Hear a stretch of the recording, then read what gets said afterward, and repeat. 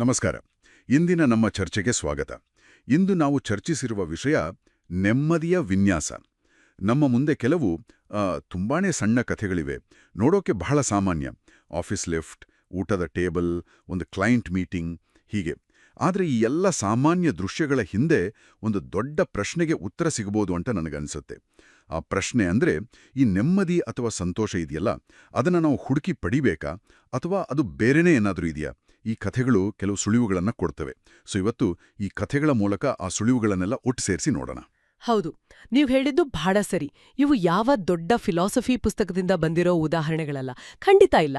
ಬದಲಿಗೆ ನಮ್ಮ ಇವತ್ತಿನ ಜೀವನದ ಕನ್ನಡಿಯಲ್ಲಿ ಕಾಣೋ ಪ್ರತಿಬಿಂಬದ ಹಾಗೆ. ಇವುಗಳ ವಿಶೇಷತೆಯೇ ಅದು. ಇವು ಹೇಗೆ ಸಂತೋಷವಾಗಿರ್ಬೇಕು ಅಂತ ಹೊಸ ವಿಧಾನಗಳನ್ನೇನೂ ಹೇಳ್ಕೊಡಲ್ಲ. ಬದಲಾಗಿ ನಾವು ಈಗಾಗ್ಲೇ ಮಾಡ್ತಿರೋ ಯಾವುದೋ ಒಂದು ಸಣ್ಣ ಕೆಲಸವನ್ನ ನಿಲ್ಲಿಸಿದಾಗ ಏನಾಗ್ಬೋದು ಅಂತ ನಮ್ಮ ಗಮನ ಸೆಳೆಯುತ್ತೆ. ಆ ನಿಲ್ಲಿಸುವಿಕೆಯಲ್ಲಿ ಏನೋ ಒಂದು ಶಕ್ತಿ ಇದೆ ಅಂತ ಈ ಕಥೆಗಳು ಹೇಳೋ ಹಾಗೆ ಕಾಣಿಸುತ್ತೆ.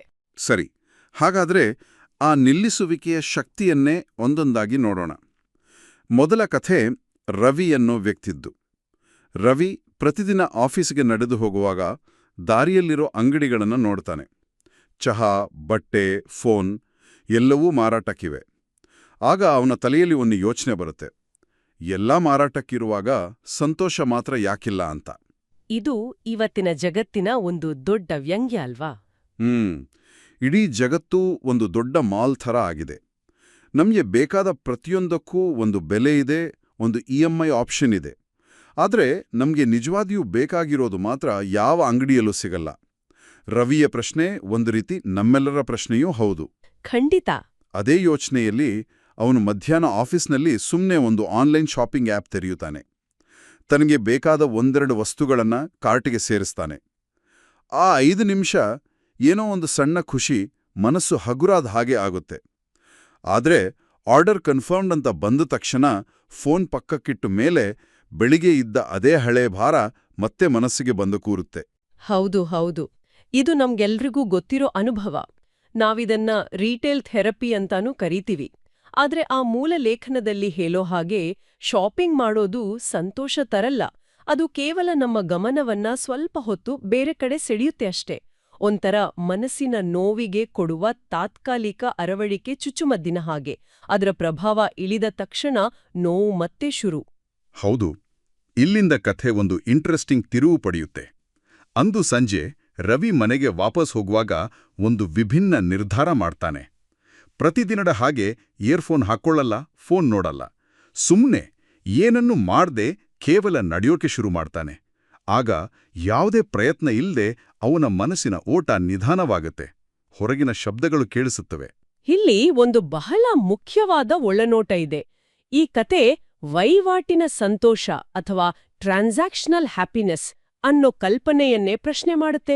ನಾವು ಸಾಮಾನ್ಯವಾಗಿ ಸಂತೋಷವನ್ನ ಒಂದು ವಹಿವಾಟಿನ ಹಾಗೆ ನೋಡ್ತೀವಿ. ನಾನಿದನ್ನ ಕೊಂಡ್ರೆ ನನ್ಗೆ ಸಂತೋಷ ಸಿಗುತ್ತೆ, ನಾನು ಈ ಕೆಲ್ಸ ಮುಗಿಸಿದ್ರೆ ನೆಮ್ಮದಿ ಸಿಗುತ್ತೆ ಅಂತ. ಆದ್ರೆ ರವಿಯ ಅನುಭವ ಬೇರೆನೇ ಹೇಳುತ್ತೆ. ಆ ಮೂಲ ಲೇಖನದಲ್ಲಿ ಒಂದು ಸಾಲು ಬರುತ್ತಲ್ಲ, ಶಾಂತಿಯನ್ನು ಖರೀದಿಸಲಾಗುವುದಿಲ್ಲ. ಯಾವುದೇ ವಹಿವಾಟು ನಡೆದೇ ಇದ್ದಾಗ ಅದು ತಾನಾಗಿಯೇ ಕಾಣಿಸಿಕೊಳ್ಳುತ್ತದೆ ಅಂತ. ವಾವ್! ಅಂದ್ರೆ ಅವನು ಏನನ್ನೂ ಪಡೆದಾಗ ನೆಮ್ಮದಿ ಸಿಗ್ಲಿಲ್ಲ, ಬದಲಾಗಿ ಏನನ್ನಾದರೂ ಪಡೆಯುವ ಪ್ರಯತ್ನವನ್ನ ನಿಲ್ಲಿಸಿದಾಗ ಸಿಕ್ತು. ಹಾಗಾದ್ರೆ ಮೊದಲ ಸುಳಿವು ವಹಿವಾಟನ್ನು ನಿಲ್ಲಿಸೋದು. ಇದು ಬಹಳ ಆಸಕ್ತಿದಾಯಕ. ಈ ವಹಿವಾಟಿನ ಮನಸ್ಥಿತಿ ಅನ್ನೋದು ಕೇವಲ ಖರೀದಿ ಮಾಡೋದ್ರಲ್ಲಿ ಮಾತ್ರ ಅಲ್ಲ ಅನ್ಸುತ್ತೆ. ನಮ್ಮ ಕೆಲಸದಲ್ಲೂ ಇದನ್ನೇ ಮಾಡ್ತಿರ್ತೀವಿ ಅಲ್ವಾ? ಖಂಡಿತ. ನಮ್ಮ ವೃತ್ತಿಪರ ಜೀವನವೇ ಒಂದು ದೊಡ್ಡ ವಹಿವಾಟು. ಮುಂದಿನ ಕಥೆ ಅದನ್ನೇ ಹೇಳುತ್ತೆ. ಹೌದು.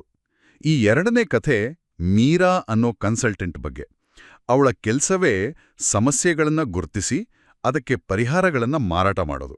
ಅಂದ್ರೆ ಅವಳ ಯಶಸ್ಸು ಅವಳು ಎಷ್ಟು ಚೆನ್ನಾಗಿ ಪರಿಹಾರ ಅನ್ನೋ ವಸ್ತುವನ್ನ ಮಾರಾಟ ಮಾಡ್ತಾಳೆ ಅನ್ನೋದ್ರ ಮೇಲೆ ನಿಂತಿದೆ. ಒಂದು ನಿಮಿಷ, ಇದು ಎಷ್ಟು ಕಷ್ಟ ನೋಡಿ. ಒಬ್ಬ ಕನ್ಸಲ್ಟೆಂಟ್ ಆಗಿ ಪರಿಹಾರ ಕೊಡೋದೇ ಅವರ ಕೆಲಸ. ಅದನ್ನ ನಿಲ್ಸೋದು ಅಂದ್ರೆ ಅವರ ವೃತ್ತಿಯ ಮೂಲ ಉದ್ದೇಶವನ್ನೇ ಪ್ರಶ್ನಿಸಿದ ಹಾಗೆ. ಅವರ ಮೌಲ್ಯವೇ ಉತ್ತರಗಳನ್ನ ಕೊಡುವುದರಲ್ಲೇ ಇರುತ್ತೆ. ಸರಿಯಾಗಿ ಹೇಳಿದ್ರಿ. ಅದೇ ಚಾಲೆಂಜ್ ಮೀರಾ ಮುಂದೆ ಇರುತ್ತೆ. ಒಂದು ದಿನ ಒಬ್ಬ ದೊಡ್ಡ ಕ್ಲೈಂಟ್ ಜೊತೆ ಮೀಟಿಂಗಲ್ಲಿ ಆ ಕ್ಲೈಂಟ್ ಹೇಳ್ತಾರೆ, ನೋಡಿ, ನಮ್ಮ ಕಂಪನಿಯ ನಂಬರ್ಸ್ ಎಲ್ಲ ಸರಿ ಇದೆ, ಪ್ರಾಫಿಟ್ ಚೆನ್ನಾಗಿದೆ, ಎಲ್ಲ ಪರ್ಫೆಕ್ಟ್. ಆದರೂ ಯಾಕೋ ಗೊತ್ತಿಲ್ಲ, ನನ್ನ ಮನಸ್ಸಿನ ಮೇಲೆ ಏನೋ ಒಂದು ಭಾರ ಇದೆ ಅಂತ. ಮೀರಾ ತಕ್ಷಣ ತನ್ನ ಲ್ಯಾಪ್ಟಾಪ್ ತೆರೆದು ರೆಡಿ ಮಾಡಿದ್ದ ಪ್ರೆಸೆಂಟೇಷನ್ ತೋರ್ಸಕ್ ಹೋಗ್ತಾಳೆ. ಆದ್ರೆ ಒಂದು ಕ್ಷಣ ಸುಮ್ನಾಗ್ತಾಳೆ. ಅವಳು ಒಂದು ಅನಿರೀಕ್ಷಿತ ಪ್ರಶ್ನೆ ಕೇಳ್ತಾಳೆ. ಕ್ಷಮಿಸಿ, ಈಗ ಈ ಕ್ಷಣದಲ್ಲಿ ಏನಾದರೂ ತೊಂದರೆ ಇದೆಯಾ? ಈ ಪ್ರಶ್ನೆ ಇದು ಬಹಳ ಶಕ್ತಿಯುತವಾದದ್ದು. ಗಮನಿಸಿ, ಅವಳು ಸಮಸ್ಯೆಯನ್ನ ಪರಿಹರಿಸೋಕ್ ಸೋಗ್ತಿಲ್ಲ, ಬದಲಾಗಿ ಕೇವಲ ಗಮನಿಸಲು ಅವಕಾಶ ಮಾಡ್ಕೊಡ್ತಿದ್ದಾಳೆ. ಅವಳು ಕೇಳ್ತಿರೋದು ಭೂತಕಾಲದ ಬಗ್ಗೆನೂ ಅಲ್ಲ, ಭವಿಷ್ಯದ ಆತಂಕದ ಬಗ್ಗೆನೂ ಅಲ್ಲ, ಬದಲಾಗಿ ಈ ಕ್ಷಣದ ವಾಸ್ತವದ ಬಗ್ಗೆ. ಈಗ ಇಲ್ಲೇ ಏನಾದ್ರೂ ತಪ್ಪಾಗಿದ್ಯಾ? ಹೌದು. ಆ ಕ್ಲೈಂಟ್ ಒಂದು ಕ್ಷಣ ಆಳವಾಗಿ ಯೋಚಿಸಿ, ಕೋಣೆಯ ಸುತ್ತ ನೋಡಿ, ಆಮೇಲೆ ಮೆದುವಾಗಿ ಹೇಳ್ತಾರೆ, ಇಲ್ಲ, ಈಗೇನೂ ಇಲ್ಲ. ಆಶ್ಚರ್ಯ ಅಂದ್ರೆ ಮೀರಾ ಯಾವುದೇ ಪರಿಹಾರ ಕೊಡ್ಲಿಲ್ಲ, ಯಾವುದೇ ಸ್ಟ್ರಾಟಜಿ ಮಾರಲಿಲ್ಲ. ಆದರೂ ಮೀಟಿಂಗ್ ಮುಗಿದಾಗ ಕ್ಲೈಂಟ್ನ ಮುಖದಲ್ಲಿ ಒಂದು ರೀತಿ ನಿರಾಳತೆ ಇರುತ್ತೆ, ಮನಸ್ಸು ಹಗುರಾಗಿರುತ್ತೆ. ಇಲ್ಲಿರೋ ಸತ್ಯ ಏನು ಅಂದ್ರೆ, ನಮ್ಮ ಹೆಚ್ಚಿನ ಭಾರ ವರ್ತಮಾನದಿಂದ ಬಂದಿರೋದಿಲ್ಲ, ಅದು ಭೂತಕಾಲದ ನೆನಪು ಅಥವಾ ಭವಿಷ್ಯದ ಚಿಂತನೆ. ಆ ಕ್ಲೈಂಟ್ನ ಭಾರ ಕೂಡ ಭವಿಷ್ಯದ ಟಾರ್ಗೆಟ್ಸ್ ಅಥವಾ ಹಿಂದಿನ ಮಿಸ್ಟೇಕ್ಸ್ ಬಗ್ಗೆ ಇರಬಹುದು. ಆದ್ರೆ ಈ ಕ್ಷಣದಲ್ಲಿ ಆ ಮೀಟಿಂಗ್ ರೂಮ್ನಲ್ಲಿ ಎಲ್ಲವೂ ಸರಿಯಾಗೇ ಇರುತ್ತೆ. ಆ ಮೂಲ ಲೇಖನದಲ್ಲಿ ಹೇಳಿದ ಹಾಗೆ ಕೆಲವು ಸಮಸ್ಯೆಗಳಿಗೆ ಪರಿಹಾರದ ಅಗತ್ಯವಿಲ್ಲ, ಅವುಗಳನ್ನ ಕೇವಲ ನೋಡಬೇಕಷ್ಟೇ. ಮೀರಾ ಪರಿಹಾರ ನೀಡುವ ತನ್ನ ವೃತ್ತಿಪರ ವಹಿವಾಟನ್ನು ನಿಲ್ಲಿಸಿದಾಗ ಸಹಜವಾದ ನಿರಾಳತೆ ತಾನಾಗಿಯೇ ಬಂತು. ಇದು ನಿಜಕ್ಕೂ ನಮ್ಮೆಲ್ಲರ ಕೆಲಸದ ಜಾಗದಲ್ಲಿ ಅನ್ವಯ ಆಗುತ್ತಲ್ವಾ? ಎಲ್ಲದಕ್ಕೂ ತಕ್ಷಣ ಪರಿಹಾರ ಹುಡುಕೋ ಬದಲು ಕೆಲವೊಮ್ಮೆ ಸುಮ್ಮನೆ ಗಮನಿಸಿದ್ರೆ ಸಾಕು. ಹಾಗಾದ್ರೆ ನಮ್ಮ ಎರಡನೇ ಸುಳಿವು ಸಿಕ್ಕಾಗಾಯ್ತು. ರವಿ ಹಣಕಾಸಿನ ವಹಿವಾಟು ನಿಲ್ಲಿಸಿದ, ಮೀರಾ ಪರಿಹಾರ ನೀಡೋ ವಹಿವಾಟು ನಿಲ್ಲಿಸಿದಳು. ಇಬ್ಬರಿಗೂ ಒಂದು ರೀತಿ ಬಿಡುಗಡೆ ಸಿಕ್ತು. ಈ ಪ್ಯಾಟರ್ನ್ ನಮ್ಮ ವೈಯಕ್ತಿಕ ಜೀವನ ಅಂದ್ರೆ ನಮ್ಮ ಮನೆಗಳಲ್ಲಿ ಹೇಗೆ ಕಾಣಿಸುತ್ತೆ? ಹೌದು, ಬಹುಶಃ ನಾವು ನಡೆಸೋ ಅತ್ಯಂತ ಸೂಕ್ಷ್ಮವಾದ ವಹಿವಾಟುಗಳು ನಮ್ಮ ಸಂಬಂಧಗಳಲ್ಲೇ ಇರಬಹುದು. ಈ ಕಥೆ ಅನಿಲ್ ಅನ್ನೋ ವ್ಯಕ್ತಿದ್ದು. ಮನೆಯಲ್ಲಿ ಎಲ್ಲರೂ ಊಟದ ಮೇಜಿನ ಬಳಿ ಕುಳಿತಿದ್ದಾರೆ. ಊಟ ಚೆನ್ನಾಗಿದೆ, ವಾತಾವರಣ ಶಾಂತವಾಗಿದೆ, ಹೊರಗಿನಿಂದ ನೋಡಿದರೆ ಎಲ್ಲವೂ ಪರ್ಫೆಕ್ಟ್. ಆದರೂ ಅನಿಲ್ಗೆ ಮನಸ್ಸಿನಲ್ಲಿ ಏನೋ ಒಂದು ಭಾರ, ಒಂದು ಅಸಮಾಧಾನ. ಇದು ಅತ್ಯಂತ ಸಾಮಾನ್ಯವಾದ ಆದ್ರೆ ವಿವರಿಸಲು ಕಷ್ಟವಾದ ಅನುಭವ.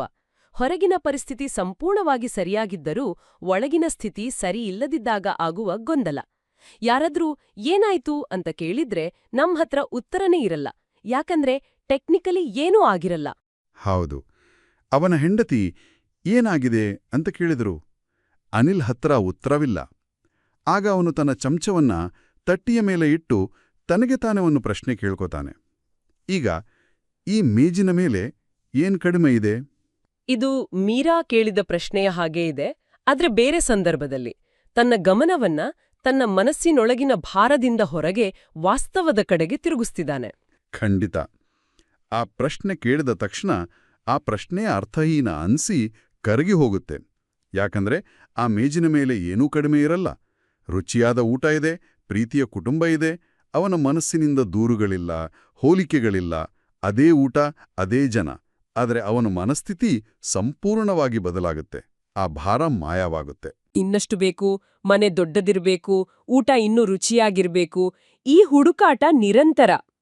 ಅನಿಲ್ ಆ ಹುಡುಕಾಟವನ್ನ, ಆ ಹೋಲಿಕೆಯ ವಹಿವಾಟನ್ನ ನಿಲ್ಸಿದಾಗ ಈಗಾಗ್ಲೇ ಇರೋದ್ರಲ್ಲೇ ಒಂದು ರೀತಿ ಪರಿಪೂರ್ಣತೆ ಕಾಣುತ್ತೆ. ಈ ಕಥೆಯ ತಿರುಳು ಅಂದ್ರೆ, ಅನಿಲ್ ಸಂತೋಷವನ್ನು ಕೇಳುವುದನ್ನು ನಿಲ್ಲಿಸಿದನು ಮತ್ತು ಕೇಳದೆಯೇ ಅದು ಈಗಾಗ್ಲೇ ಅಲ್ಲೇ ಇತ್ತು. ಕೇಳುವುದನ್ನ ನಿಲ್ಲಿಸಿದಾಗ ಸಿಗೋದು ಇದೊಂದು ಅದ್ಭುತವಾದ ಕಲ್ಪನೆ. ಹಾಗಾದ್ರೆ ನಮ್ಮ ಮೂರನೇ ಸುಳಿವು ಹೋಲಿಕೆ ಅಥವಾ ಕೊರತೆಯನ್ನ ಹುಡುಕೋ ವಹಿವಾಟನ್ನ ನಿಲ್ಲಿಸೋದು. ಸರಿ, ಈ ಮಾದರಿ ಈಗ ಸ್ಪಷ್ಟವಾಗ್ತಿದೆ. ಈಗ ಕೊನೆಯ ಕಥೆಗೆ ಬರೋಣ. ಇದು ಈ 4ರಲ್ಲಿ ಅತ್ಯಂತ ಸೂಕ್ಷ್ಮವಾದದ್ದು. ಹೌದು, ಮತ್ತು ಬಹುಶಃ ಅತ್ಯಂತ ಪರಿಚಿತವಾದ ದೃಶ್ಯ ಕೂಡ. ಇದು ನಾನೇ ಅಂತ ಅನಿಸ್ತಿದೆ. ಕಥೆಯ ಹೆಸರು ಆಫೀಸ್ ಲಿಫ್ಟ್. ಬೆಳಗ್ಗೆ ಆಫೀಸ್ ಲಿಫ್ಟ್ನಲ್ಲಿ ಎಲ್ಲರೂ ತಮ್ಮ ಫೋನ್ಗಳತ್ತ ನೋಡ್ತಾ ನಿಂತಿರ್ತಾರೆ. ಯಾರ ಮುಖದಲ್ಲೂ ಖುಷಿಯೂ ಇಲ್ಲ, ದುಃಖವೂ ಇಲ್ಲ, ಕೇವಲ ಕಾಯ್ತಿದ್ದಾರೆ. ಲಿಫ್ಟ್ ಬಟನ್ ಒತ್ತಿದ ತಕ್ಷಣ ಫೋನ್ ಕೈಗೆ ಬರುತ್ತೆ. ಯಾಕೆ ಅಂತ ಗೊತ್ತಿಲ್ಲ, ಅದೊಂದು ಅಭ್ಯಾಸ. ಇದೊಂದು ರೀತಿ ಯಾಂತ್ರಿಕ ಸ್ಥಿತಿ ಅಲ್ವಾ? ಎಲ್ಲರೂ ಒಂದೇ ಕಡೆ ಇದ್ರೂ ಪ್ರತಿಯೊಬ್ರೂ ತಮ್ಮದೇ ಆದ ಡಿಜಿಟಲ್ ಜಗತ್ನಲ್ಲಿರ್ತಾರೆ. ಆ 10-20 ಸೆಕೆಂಡ್ಗಳ ಖಾಲಿ ಸಮಯವನ್ನ ಸಹಿಸ್ಕೊಳ್ಳೋಕೆ ನಮ್ಗಾಗಲ್ಲ.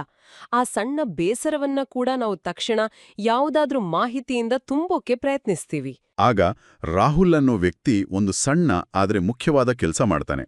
ಅವನು ತನ್ನ ಫೋನನ್ನ ಜೇಬಿಗಿಳಿಸಿ ಸುಮ್ಮನೆ ಲಿಫ್ಟನ್ನ ಗೋಡೆಯನ್ನು ನೋಡ್ತಾ ನಿಲ್ತಾನೆ. 10 ಸೆಕೆಂಡ್ಗಳು, 20 ಸೆಕೆಂಡ್ಗಳು, ಏನನ್ನೂ ನಿರೀಕ್ಷಿಸಲ್ಲ. ಇಮೇಲ್ ಚೆಕ್ ಮಾಡಲ್ಲ, ಸುದ್ದಿ ಓದಲ್ಲ, ಏನೂ ಇಲ್ಲ. ಇದು ಅತ್ಯಂತ ಸೂಕ್ಷ್ಮವಾದ ಒಂದು ಕ್ರಿಯೆ. ಇಲ್ಲಿ ಯಾವುದೇ ದೊಡ್ಡ ಘಟನೆ ನಡೆಯಲ್ಲ. ಆದ್ರೆ ರಾಹುಲ್ ಒಂದು ಮುಖ್ಯವಾದ ಕೆಲಸ ಮಾಡ್ತಾನೆ. ನಿರಂತರವಾದ ಮಾಹಿತಿಯ ಹರಿವಿನಿಂದ ತನ್ನನ್ನ ತಾನು ಡಿಸ್ಕನೆಕ್ಟ್ ಮಾಡ್ಕೊಳ್ತಾನೆ. ಮೂಲದ ಸಾಲಿನಂತೆ ಆ ಕ್ಷಣದಿಂದ ಏನನ್ನೂ ಬಯಸ್ಲಿಲ್ಲ. ಅಂದ್ರೆ ಆ ಕ್ಷಣವನ್ನ ಬೇರೆ ಯಾವುದಕ್ಕೋ ಬಳಸ್ಕೊಳ್ಳುವ, ಉಪಯುಕ್ತವಾಗಿಸುವ ವಹಿವಾಟನ್ನು ಅವನು ಬಿಟ್ಟು ಬಿಡ್ತಾನೆ. ಹೌದು. ಲಿಫ್ಟ್ನ ಬಾಗಿಲು ತೆರೆದು ಎಲ್ರೂ ಹೊರನಡಿತಾರೆ. ಆಗ ರಾಹುಲ್ಗೆ ಒಂದು ವಿಷಯದ ಅರಿವಾಗತ್ತೆ. ಅವನ ಹೆಗಲುಗಳು ಸ್ವಲ್ಪ ಹಗುರವಾಗಿವೆ, ಅವನ ಉಸಿರು ಸ್ವಲ್ಪ ಆಳವಾಗಿದೆ. ಅವನು ಏನನ್ನೂ ಸಾಧಿಸಿಲ್ಲ, ಏನನ್ನೂ ಗಳಿಸಿಲ್ಲ, ಆದರೂ ಏನೋ ಒಂದು ಸರಿ ಇದೆ ಅಂತ ಅನ್ಸುತ್ತೆ. ಇದನ್ನ ನಾವು ಇಲ್ಲಿವರೆಗಿನ ಚರ್ಚೆಗೆ ಜೋಡಿಸಿ ನೋಡಿದ್ರೆ ಈ ಮಾದರಿ ಸಂಪೂರ್ಣವಾಗತ್ತೆ. ರವಿ ಖರೀದಿಯನ್ನು ನಿಲ್ಲಿಸಿದ, ಮೀರಾ ಪರಿಹಾರವನ್ನು ನಿಲ್ಲಿಸಿದಳು, ಅನಿಲ್ ಹೋಲಿಕೆಯನ್ನು ನಿಲ್ಲಿಸಿದ ಮತ್ತು ರಾಹುಲ್ ತನ್ನ ಗಮನವನ್ನ ಬೇರೆಡೆ ಸೆಳೆಯುವುದನ್ನು ನಿಲ್ಲಿಸಿದ. ಆ 20 ಸೆಕೆಂಡ್ಗಳಲ್ಲಿ ಏನನ್ನೂ ಸಾಧಿಸದಿದ್ದರೂ ಯಾವುದೋ ಒಂದು ಅನಗತ್ಯ ಭಾರ ಇಳಿದು ಒಂದು ರೀತಿ ಸಮಾಧಾನ ಅವನಿಗೆ ಸಿಗುತ್ತೆ. ಹಾಗಾದ್ರೆ ನಾವು ಚರ್ಚೆಯ ಆರಂಭದಲ್ಲಿ ಕೇಳಿಕೊಂಡ ಪ್ರಶ್ನೆಗೆ ಉತ್ತರ ಸಿಕ್ಕ ಹಾಗಾಯ್ತು. ನಾವು 4 ಬೇರೆ ಬೇರೆ ಕಥೆಗಳಿಂದ ಶುರು ಮಾಡಿದ್ವಿ, ಆದರೆ ಈಗ ಎಲ್ಲವೂ ಒಂದೇ ಕಡೆಗೆ ಬಂದು ಸೇರ್ತಿದೆ. ಹೌದು, ಪ್ರತಿಯೊಂದು ಕಥೆಯಲ್ಲೂ ನಾಯಕ ಏನನ್ನಾದರೂ ಮಾಡುವುದನ್ನು ನಿಲ್ಲಿಸುತ್ತಾನೆ, ಏನನ್ನಾದರೂ ಪಡೆಯಲು ಪ್ರಯತ್ನಿಸುವುದನ್ನು ನಿಲ್ಲಿಸುತ್ತಾನೆ. ರವಿ ವಹಿವಾಟು ಮಾಡುವುದನ್ನು ನಿಲ್ಲಿಸಿದ. ಮೀರಾ ಪರಿಹಾರ ನೀಡುವುದನ್ನು ನಿಲ್ಲಿಸಿದಳು. ಅನಿಲ್ ಹೋಲಿಕೆ ಮಾಡುವುದನ್ನು ನಿಲ್ಲಿಸಿದ. ಮತ್ತು ರಾಹುಲ್ ಗಮನ ಬೇರೆಡೆ ಸೆಳೆಯುವುದನ್ನು ನಿಲ್ಲಿಸಿದ. ಪ್ರತಿಯೊಂದು ಸಂದರ್ಭದಲ್ಲೂ ನೆಮ್ಮದಿ ಅಥವಾ ಹಗುರವಾದ ಭಾವನೆ ಅನ್ನೋದು ಅವರು ತಲುಪಿದ ಗುರಿಯಾಗಿರ್ಲಿಲ್ಲ. ಬದಲಾಗಿ ಅವರು ಓಟವನ್ನು ನಿಲ್ಲಿಸಿದಾಗ ಉಳಿದುಕೊಂಡ ಸಹಜ ಸ್ಥಿತಿಯಾಗಿತ್ತು. ಅಂದ್ರೆ ನೆಮ್ಮದಿ ಅನ್ನೋದು ನಾವು ಕಷ್ಟಪಟ್ಟು ಗಳಿಸಬೇಕಾದ ಪದಕವಲ್ಲ. ಅದು ನಮ್ಮ ಹುಡುಕಾಟದ ಧೂಳು ಕೆಳಗೆ ಕುಳಿತಾಗ ಸ್ಪಷ್ಟವಾಗಿ ಕಾಣೋ ನಮ್ಮ ಮೂಲ ಸ್ವರೂಪ. ಖಂಡಿತ. ಮೂಲದ ಕೊನೆಯಲ್ಲಿ ಬರುವ ಒಂದು ವಾಕ್ಯ ಈ ಎಲ್ಲದರ ಸಾರಾಂಶವನ್ನ ಎಷ್ಟು ಚೆನ್ನಾಗಿ ಹೇಳುತ್ತೇಂದ್ರ, ಚೆನ್ನಾಗಿರುವುದು ಒಂದು ಬಹುಮಾನವಲ್ಲ, ಹುಡುಕಾಟ ನಿಂತಾಗ ಉಳಿಯುವುದೇ ಅದು. ಇದು ನಾವು ನಮ್ಮನ್ನು ಕೇಳಿಕೊಳ್ಳುವ ಮೂಲಭೂತ ಪ್ರಶ್ನೆಯನ್ನೇ ಬದಲಾಯಿಸತ್ತೆ ಅಲ್ವಾ? ಖಂಡಿತ. ಈ ಚರ್ಚೆಯನ್ನು ಮುಗಿಸೋ ಮುಂಚೆ ಕೇಳುಗರು ಯೋಚಿಸೋಕೆ ಒಂದು ಪ್ರಶ್ನೆಯನ್ನ ಬಿಟ್ಟೋಗ್ಬೋದು.